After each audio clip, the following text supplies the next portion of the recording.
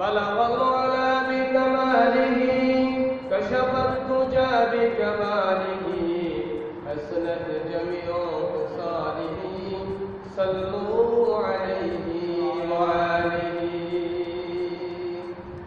الحمد لله ثم الحمد لله بعد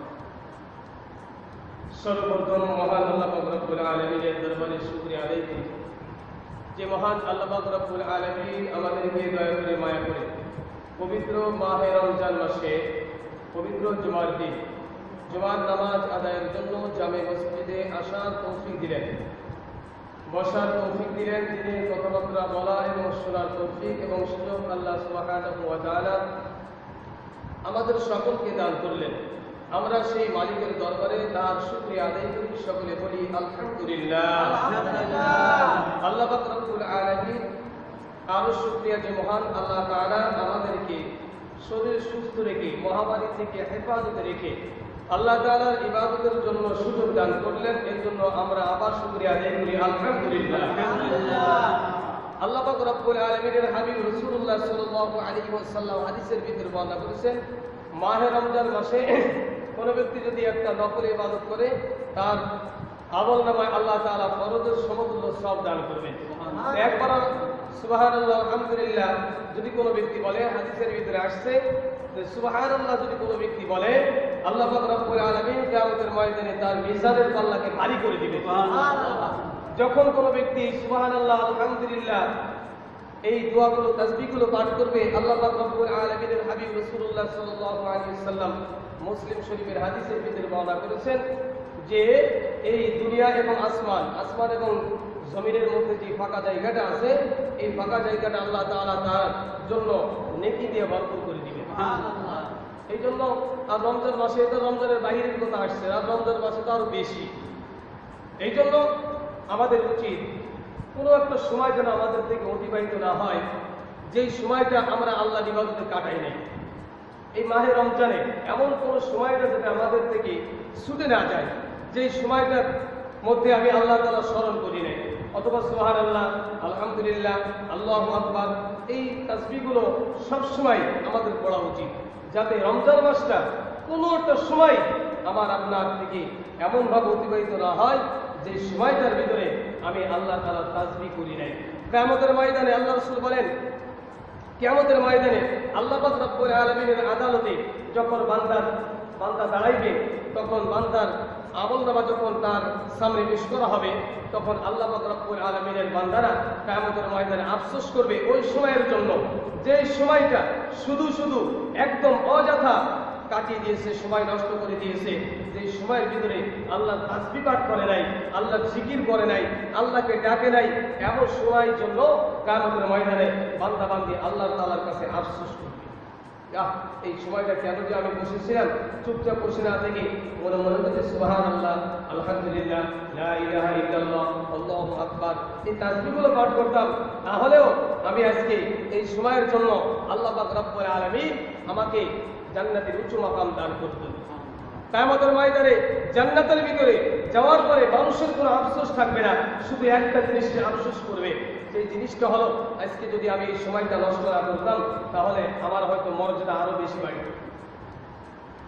আজকে আমি জান্নাত পাইছি ঠিকই, কিন্তু আমার মর্যাদা এর থেকে আর কি, আমি এখন চেয়ারম্যানের পোস্টটা পাইছি, এমপির পোস্টটা পাইতাম, এমপি পাওয়ার পরে মন্ত্রী পোস্টটা যদি পাইতাম, একটা আফসোস কিয়ামতের ময়দানে মানুষ জান্নাতে যাওয়ার পরেও এই আফসোসটা থাকবে, আরে আমি যদি এই সময়টা নষ্ট না করতাম, ওর মতন যদি আমি সারাটা সময়টা যদি আমি আল্লাহর জিকির কাটাই দিতাম, হয়তো আল্লাহ তাআলা এর ওসিলায় আমার মর্যাদা আরো বৃদ্ধি করে দিতেন। এই জন্য ভাই এই মাহে রমজান মাসে কোনো একটা সময় যাতে আমার থেকে আপনার থেকে অতিবাহিত না হয় যে সময়টা আমি আল্লাহর তাসবিহ পাঠ করি নাই। আল্লাহ রাসূল সাল্লাল্লাহু আলাইহি ওয়াসাল্লাম এই জন্য হাদিসের ভিতরে বলেছেন, রমজান মাসে তোমরা 4টি কাজ বেশি করবে। কয়টি কাজ? 4টি কাজ তোমরা বেশি করবে। 1 নম্বরে কলেমায়ে তাইয়্যিবা, কলেমায়ে শাহাদাত, এই আল্লাহ তাআলার তাওহীদের সাক্ষী তোমরা বেশি দিবে। আশহাদু আল্লা ইলাহা ইল্লাল্লাহু ওয়া আশহাদু আন্না মুহাম্মাদান আবদুহু ওয়া রাসূলুহু, লা ইলাহা ইল্লাল্লাহু মুহাম্মাদুর রাসূলুল্লাহ, এই কালেমাগুলো বেশি কি পাঠ করো। 2 নম্বর ইস্তিগফার, আস্তাগফিরুল্লাহ রাব্বি আস্তাগফিরুল্লাহ রাব্বি, হে আল্লাহ তুমি আমাকে মাফ করে দাও। হ্যাঁ, ইস্তিগফার বেশি বেশি আল্লাহ তাআলার কাছে করা। তৃতীয় নম্বর হলো যে আমি আল্লাহ তাআলার কাছে জান্নাত কামনা করব। কি করব? আসআলুকাল জান্নাহ, রব্বুল আলামিন তুমি আমাকে জান্নাত দান করো, তুমি আমাকে জান্নাত দান করো। আউযু বিকা মিনান নার, এবং আল্লাহর কাছে পানাহ চাওয়া, আল্লাহ আমি আপনার কাছে পানাহ চাইতেছি জাহান্নামের আগুন থেকে তুমি আমাকে মুক্তি দিয়ে দাও। আল্লাহুম্মা আজিরনি মিনান নার, আল্লাহুম্মা আজিরনি মিনান নার।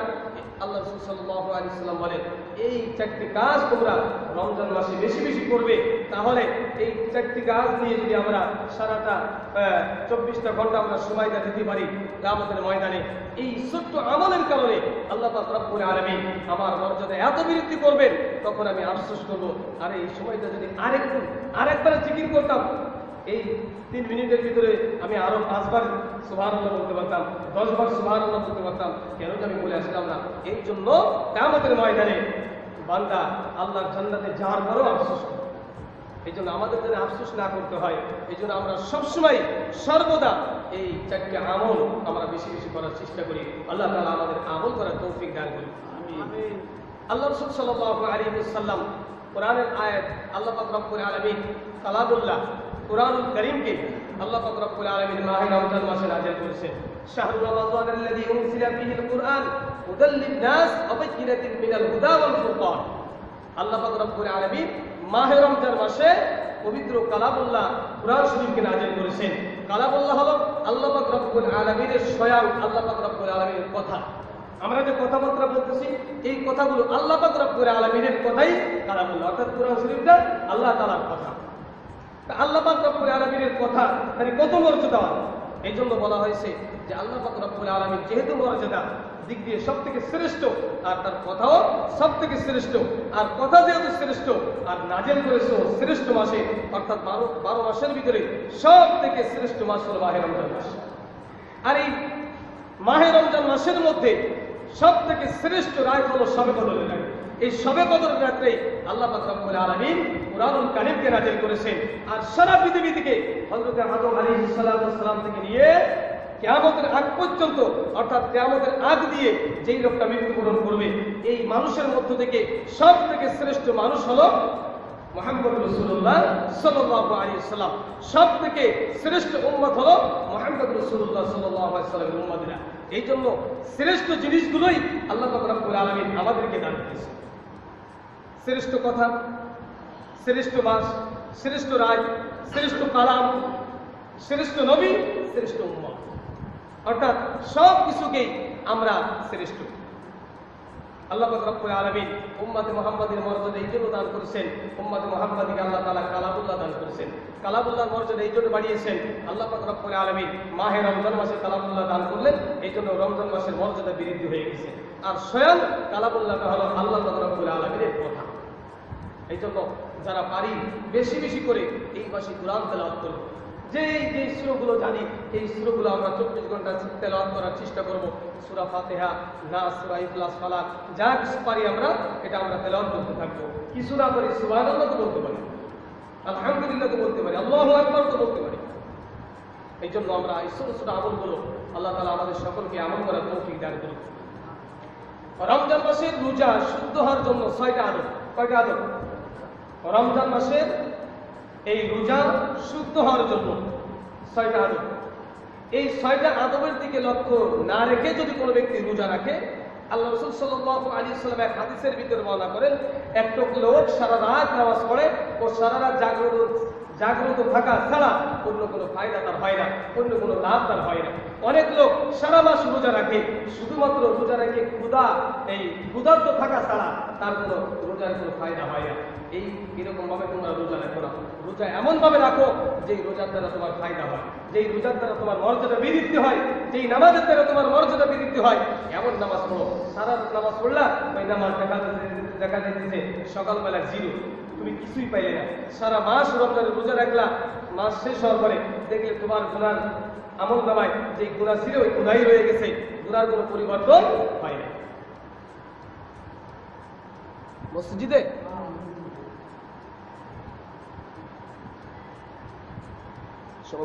সভাপতির কাছে দেন, কেশিয়ার আসলে দিন। এই জন্য আল্লাহ রাসূল সাল্লাল্লাহু আলাইহি ওয়াসাল্লাম বলে, যদি রোজাকে, যেহেতু তোমরা রোজা রাখছো, আমরা যেহেতু রোজা রাখছি সকাল থেকে সন্ধ্যা পর্যন্ত না খেয়ে রোজা রাখতেছি, এই একটা কষ্ট আছে না আমাদের যারা রোজা রাখছি, এর একটা কষ্ট, ক্ষুধার একটা কষ্ট আছে না? আপনি এই যে 12টায় 12:30 বেজে গেছে, 1টা বাজতে গেল, এর আগে আমরা কয়েকবার খাইতাম, পানি পান করতাম, আরো অনেক কিছু খাইতাম না? এর থেকে তো আমরা কি এখনো বেঁচে আছি? এই যে একটা কষ্টটাও করলাম, কিন্তু মাগরিবের পরে যদি আমাদের আমল নামায় 0 হয়, তাহলে কোনো লাভ হলো? মানে 0 যাতে না হয়, যাতে আমরা রোজা রাখার পরে আমরা কি হিরো হয়ে যেতে পারি, 0 যাতে না হয় আমাদের। এই জন্য মুফাসসির ইকরাম, ওলামা ইকরাম লিখেছেন, রোজার 6টা আদব, এই 6টা আদব রক্ষা করে যদি কোনো ব্যক্তি রোজা রাখতে পারে, তাহলে রোজার দ্বারা কি হবে? সে হিরো হয়ে যাবে, তার আমল নামায় 0 হবে না। 1 নম্বর, আল্লাহ রাসূল সাল্লাল্লাহু আলাইহি ওয়াসাল্লাম হাদিসের এটা ভাষা, আল্লাহ রাসূল সাল্লাল্লাহু আলাইহি ওয়াসাল্লাম বলেন, রোজা রাখার পরে তোমরা চোখের হেফাজত করো। কিসের হেফাজত? চোখ দিয়ে কি করবো? সবসময় আরো 24 ঘন্টা কি চোখ বন্ধ করে অন্ধ হয়ে থাকবে, এরকম নাকি? না, এরকম বলে নাই। চোখের হেফাজতের কথা বলা হয়েছে, আবার চোখের হক আদায় করো। চোখের হক আদায় কি? চোখের 1 নম্বর হক হলো কোরআন তোমরা দেখে দেখে পড়ো, কোরআন দেখে দেখে পড়ো। কানের হক কি? কোরআন একদম পড়তেছে, তুমি তার পাশে বসে কোরআনটা শ্রবণ করো, এটা হলো কি? কানের হক। তা চোখ দিয়ে তোমরা কি খারাপ জিনিস, অশ্লীল জিনিস, যেই জিনিস দেখলে গুনাহ হয়, যেই জিনিস দেখলে গুনাহ হয়, এর থেকে তোমরা তোমার চোখকে হেফাজত করো। যেরকম ভাবে খারাপ ছবি, যেই দিকে তাকাইলে গুনাহ হবে, বেপরদা নারী, যেই দিকে তাকাইলে কি গুনাহ হবে, আর টিভি বিচার তো আছেই। অর্থাৎ চোখ দিয়ে যে সমস্ত খারাপ জিনিস আমরা দেখি, যেটা দেখলে গুনাহ হবে, এমন জিনিস থেকে তোমরা চোখকে হেফাজত করো। যদি চোখকে হেফাজত করতে পারো, তাহলে চোখের রোজা তোমার সহিভাবে হবে। আর যদি চোখকে হেফাজত করতে না পারো, তাহলে চোখের তোমার রোজা হবে না। সারাটা দিন তুমি ক্ষুধার্ত থাকা ছাড়া তোমার কোনো ফায়দা হবে না। চোখ দিয়ে অশ্লীল কোনো জিনিস, খারাপ জিনিস, নাজায়েজ কোনো জিনিস, হারাম কোনো জিনিস আমরা দেখবো না। চোখ থেকে এই সমস্ত জিনিস থেকে চোখকে হেফাজত করবো, তাহলে চোখের রোজা আমার কি পরিপূর্ণ হবে, চোখের আদব রক্ষা করা হবে। 2 নম্বর, কানের হেফাজত। কিসের হেফাজত? কানের হেফাজত। এক হাদিসের ভিতরে আল্লাহ রাসূল সাল্লাল্লাহু আলাইহি ওয়াসাল্লাম বলেন, আসিয়ামু জুন্নাতুন, রোজা হলো ঢাল। রোজা হলো কি? ঢাল। মালাম ইয়াখরিকহা, যতক্ষণ পর্যন্ত ডাল খাইতে না যাবে, ততক্ষণ পর্যন্ত শত্রুর থেকে তোমরা কি থাকবে? বেঁচে থাকবে, হেফাজত থাকবে। শত্রুর তরোয়াল থেকে তোমরা হেফাজত থাকবে। শত্রু তোমার দিকে একটা এই তীর ছুঁড়ে মারছে, যদি তোমার ঢালটা মজবুত থাকে, ধরে রাখতে পারো, তাহলে তুমি ওই তীরের আঘাত থেকে কি তুমি বেঁচে যাবে। আর মানুষের তীর হলো কি? শয়তান। আর বলা হয়েছে শয়তানের তীর হলো চোখ। শয়তানের তীর কি? চোখ। চোখ দিয়ে মানুষ শয়তান চোখ দিয়ে মানুষকে খারাপ দেখাইবেই। একটা মেয়ে যাইতেছে, আপনি ইচ্ছা করেন নাই, চলে যাইতেছে, কিন্তু শয়তান এখন ধোঁকা দিবে, আরে একবার তাকাই না, একবার তাকাই দেখ, কালা হোক আর সাদা হোক, কোনো কথা নেই, মানে শয়তান চক্ষু ফিরাই দিবেই। এলো শয়তানের কাজ। এই জন্য চক্ষুকে কি করতে হবে? সমস্ত নাজায়েজ হারাম জিনিস থেকে হেফাজতে রাখতে হবে। 2 নম্বর হলো কানের হেফাজত। কানকে যদি আমরা অশ্লীল খারাপ জিনিস শোনা থেকে, এক জায়গায় ঝগড়া করতেছে একজনে, আমি ওখানে একটু আগাই গেলাম ঝগড়াটা শোনার জন্য। 2 জন বসে গীবাত করতেছে, আমি একটু কানটা আগাই দিলাম গীবাত শোনার জন্য। আল্লাহ রাসূল বলেন, গীবাত করনেওয়ালা এবং শুননেওয়ালা উভয় গুনাহগার। যে শুনবে সেও গুনাহগার, যে বলবে সেও গুনাহগার, আর যে শুইবে আর একজন মজা নেবে, কি করবে? হাসবে, ও গুনাহগার। এই জন্য কানকে সমস্ত নাজায়েজ কাজ থেকে, নাজায়েজ জিনিস শোনা থেকে, হারাম জিনিস শোনা থেকে কানকে হেফাজত করতে হবে। আর কানের হক হলো ভালো জিনিস শ্রবণ করা। একজন ভালো কথা বলতেছে, ওটা কান লাগায় একটু শুনলাম, দিনের কথা। কোরআন তেলাওয়াত করতেছে, কানটা লাগায় একটু শুনলাম, এটা কি? দিনের কথা, কোরআনের কথা। এটা যদি আমরা শুনি, তাহলে কানের হক আদায় করা হবে। 3 নম্বর, জবানের হেফাজত। এটা খুব মারাত্মক জিনিস। আল্লাহ রাসূল সাল্লাল্লাহু আলাইহি ওয়াসাল্লাম এক হাদিসের ভিতরে বর্ণনা করেছেন যে তোমরা যদি 3টা জিনিসের হেফাজত দায়িত্ব তোমরা গ্রহণ করতে পারো, আমি তোমার জান্নাতে নিয়ে যাওয়ার দায়িত্ব। কয়টা জিনিসের? তিনটা জিনিসের ভিতরে এক নম্বরে আসছে জবানের হেফাজত। তোমরা যদি জবানকে হেফাজত করতে পারো তাহলে আমিও তোমাকে হেফাজত করে নিয়ে জান্নাতে বসে দিই। যদি জবানের হেফাজত করতে না পারো তাহলে তোমাকে আমার কোনো জিম্মাদারি নেই। এই জন্য জবানের হেফাজত করা, জবান দিয়ে মানুষকে বকা না দেওয়া, গালাগালি না করা, হ্যাঁ, জবান দিয়ে মানুষকে কষ্ট না দেওয়া। আল্লাহ রাসূল সাল্লাল্লাহু আলাইহি ওয়াসাল্লাম বলেন, মানুষের শরীরে যদি কোনো তরলতার আঘাত লাগে, ওই আঘাতের চিহ্ন একদিন না একদিন মিটে যাইবে। ছোটকালে একটা কাটছে, দেখা যায় বড় হওয়ার পরে ওটা আস্তে আস্তে মিটে গেছে, ব্যথা তো নাই, ওটা সরলও নাই, অনেক সময় থাকে না এরকম। কিন্তু মানুষকে যদি কোনো ব্যক্তি জবানের দ্বারা কি দেয়, আঘাত করে, কথার দ্বারা জবানের দ্বারা আঘাত করে, আল্লাহ রাসূল বলেন ওই লোকটা যতদিন বেঁচে থাকবে ততদিন তার তো স্মরণ থাকবেই। মরে যাওয়ার পরে যখন তার কাছে ইন্না লিল্লাহি ওয়া ইন্না ইলাইহি সংবাদ আসবে যে অমুক মারা গেছে, তারপর ওর ভিতর থেকে ডেকে উঠবে, আরে এই লোকটা তো অমুক, এই লোকটা আমাকে এরকম গালি দিচ্ছিল, এই লোকটা আমাকে এরকম কথা বলছিল। জবানে বের করা লাগবে না, ওর ভিতর থেকে কি অটোমেটিক বের হয়ে চলে আসবে। এই জন্য বলা হয়েছে